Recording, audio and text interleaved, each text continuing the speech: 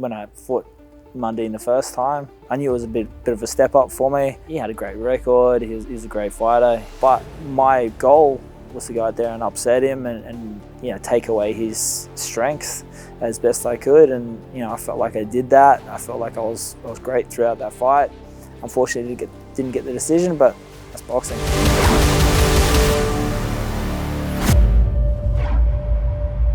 A loss can mean a few different things.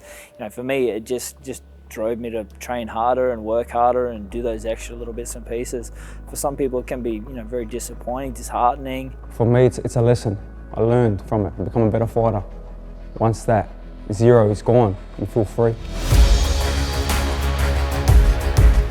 You don't have that pressure on you anymore. It's perfect. So straight after the fight, I said, okay, I'm not upset. Obviously, everyone wants to win, but this is where I learn. This is where I become a better fighter now.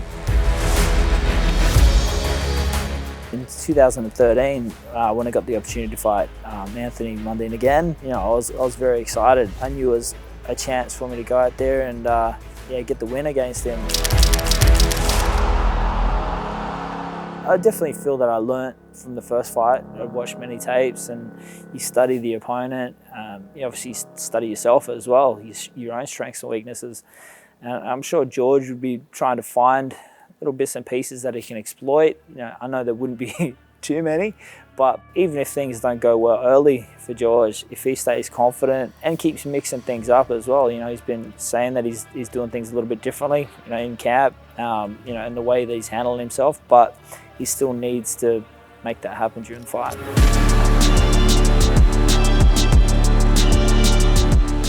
It's easy to get caught up. You know, I was lucky enough to be in some pretty huge fights, and it can get a little bit overwhelming. So if you can focus more on your training, focus more on what you need to do, especially what you need to do on the night, that's the main thing.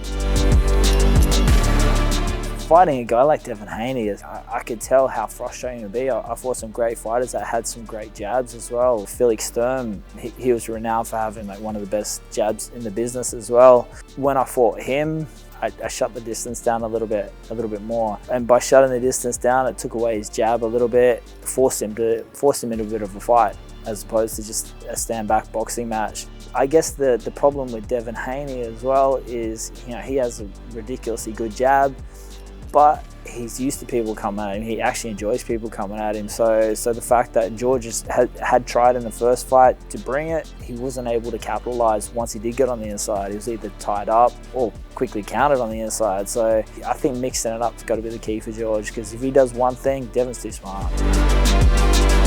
George has done some great things for Australian boxing. He's you know, put us back on the map again. You know, I can't wait to see him in this next fight, and I'm sure he'll be giving it everything as well.